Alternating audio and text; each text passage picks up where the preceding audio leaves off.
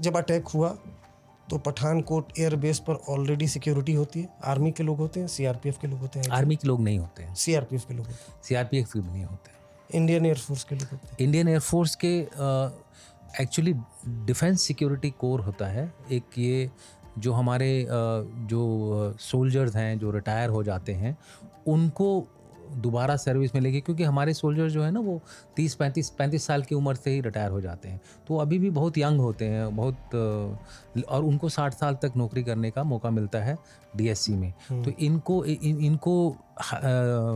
एक तरह से भर्ती करके एक डीएससी कोर बनाई गई है जो कि इस तरह के जो स्टैटिक इंस्टॉलेशंस हैं, एयरफोर्स हो गया, एम्यूनिशन डंप हो गया, कई सारी ऐसे जगह हैं जहाँ पर इनको हम एक पेरीमीटर सिक्योरिटी के लिए डिप्लॉय करते हैं।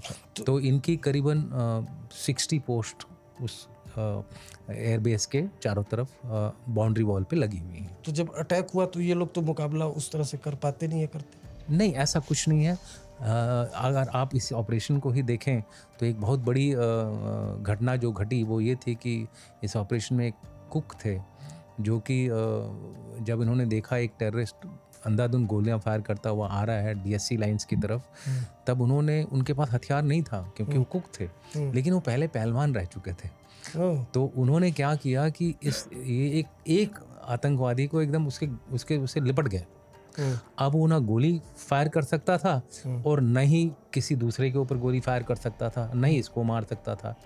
लेकिन जो उसके साथ बाकी जो 3 साथी थे, जो 4 का ये ग्रुप था, जो बाकी जो साथी थे उन्होंने देखा अगर ये जिंदा पकड़ा गया तो उनका राज खुल जाएगा।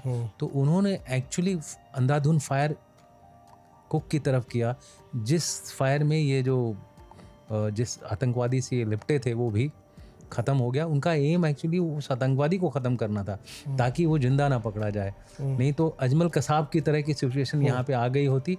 और तो मैं मानता हूँ कि एक बहुत बड़ी बहादुरी का काम किया हमारे आर्मी के जवान जो बाद में डीएससी में गए।